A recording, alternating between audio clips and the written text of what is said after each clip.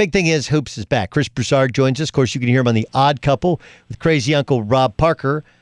Chris, your biggest takeaway, Lakers-Clippers in quarantine, was what?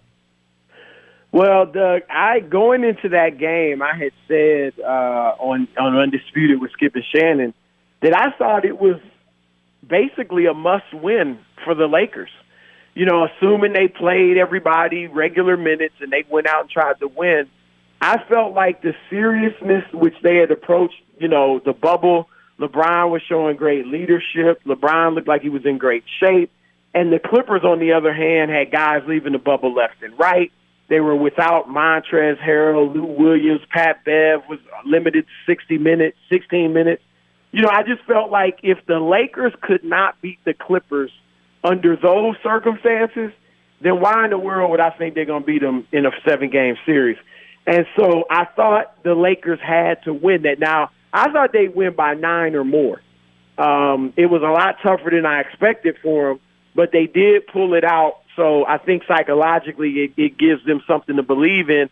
And I thought for them, if I'm a Lakers fan, I thought the thing they could be most optimistic about was that LeBron James defended. I mean, he showed that when he really wants to, he still could defend Kawhi Leonard and Paul George. He locked them both down. He locked Kawhi down on a few possessions.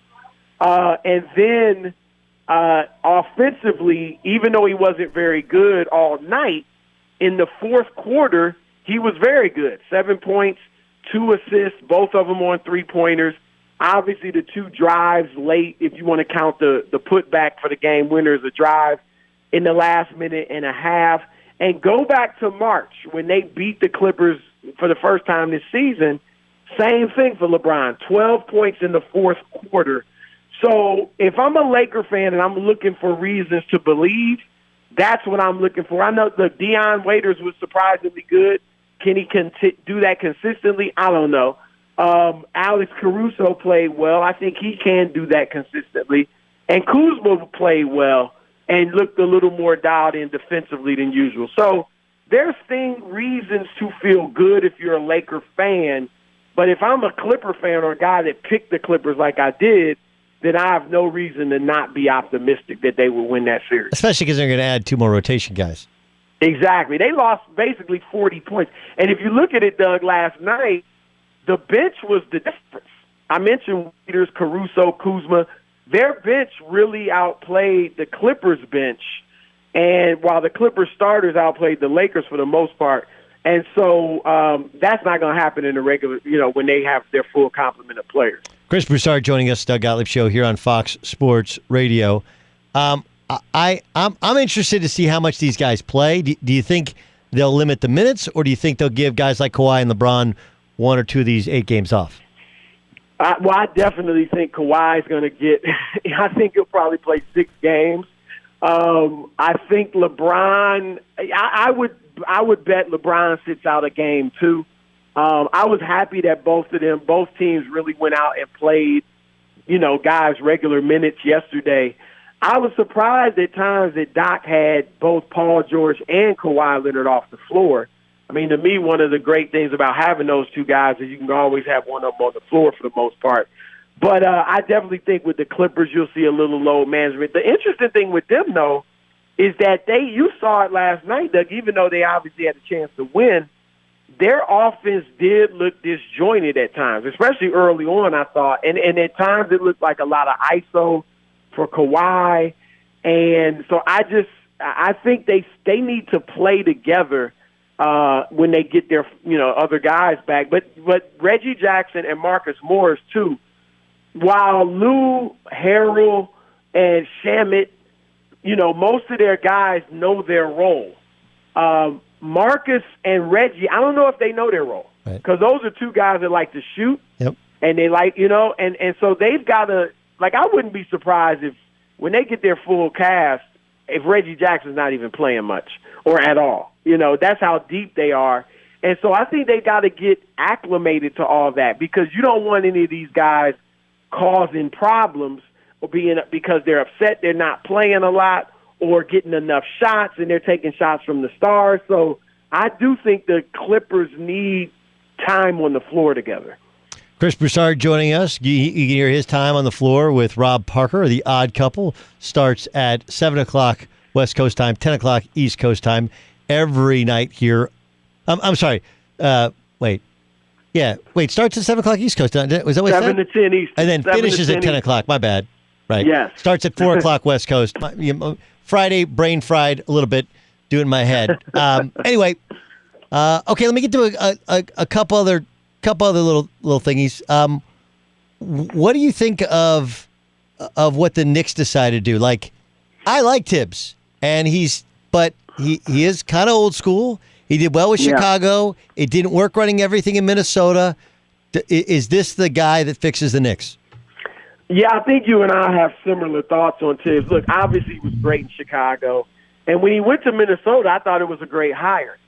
And he didn't do well there. He had the one season they were okay, but for the most part, it was a failure.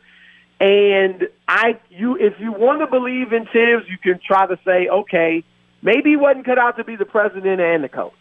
Doc Rivers was struggling as the president and the coach with the Clippers. Now he's just the coach. He's done better. So you can look at it that way, and there may be some truth to that. Knowing Tibbs, he's a coach. I mean, I don't see Tibbs as an executive. He's a coach. So maybe that's something that the Knicks can look, optimistically about. The thing that is baffling, though, and that I do have question marks about, Tibbs was tremendous defensively in Chicago. He goes to Minnesota, and his team is horrific defensively. I mean, one of the worst in the league every year he was there. And so it makes me wonder, okay, did it pass him by? Because Tibbs, and the same with Jeff Van Gundy, that whole group, their defensive philosophy was pack in the paint, don't let teams get in the paint, and force the three. And now, though, of course, teams want to shoot the three. And so I'm sure he shifted in Minnesota, but was he not able to do it well? And so that's the thing that gives me a little bit of pause is why were they so bad? And look, if you want to say Wiggins doesn't have a motor, Karl Anthony Towns, people say it's soft. Okay, but still, Tibbs was able to get it out of guys in Chicago, and he wasn't able to do that in Minnesota. So, Tibbs those are my questions about it. I can't rip the hire because obviously he had success. But do I think that the Knicks are all of a sudden going to be a really formidable team? No. And I wouldn't be surprised if in a few years this is looking like it didn't work. How confident is Milwaukee that they'll hold on to Giannis? I think they feel good. I think, Giannis isn't that, he's not like these kids growing up in America on the AAU circuit. He's not like I got to play with this group of guys and my friends or I got to be in a big city. So I think they have a solid chance. What I could see happening, Doug, because obviously ultimately he wants to win. And so I could see if they don't win it this year, say they don't get to the finals. If they get to the finals, I think he can look at it like, okay, we're there. Next year is about winning it. But if they don't get to the finals, then I could maybe see him signing. Remember what LeBron did with Cleveland?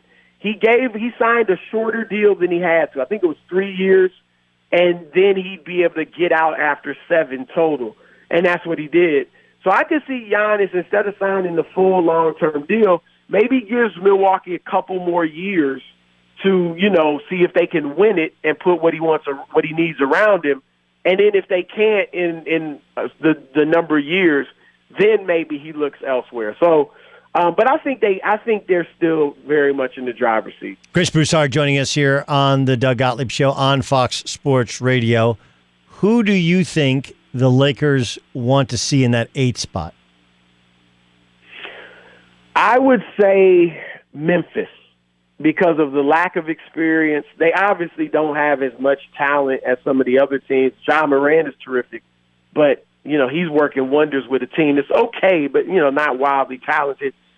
New Orleans, you've obviously got the revenge factor on the part of those young kids. Not that they would beat the Lakers, but they, with their athleticism, with those kids that, being excited about playing their former team, they could make it a little tougher than you want in the first round. And they want to run you up and down the floor, which I don't think the Lakers want to do. And then with Portland, you got Dame, you got CJ, heck, even Melo. So you've got veterans who can get hot and maybe get a game or two. So I think Memphis is clearly the team you'd rather see out of those three. Chris Broussard joining us. This is fun. I like the games all day. It is like an AAU tournament. It's almost like the March Madness too, right? You can always find a game to watch. Yeah, not necessarily not as as meaningful. urgent. Yeah, not the urgency, but still great.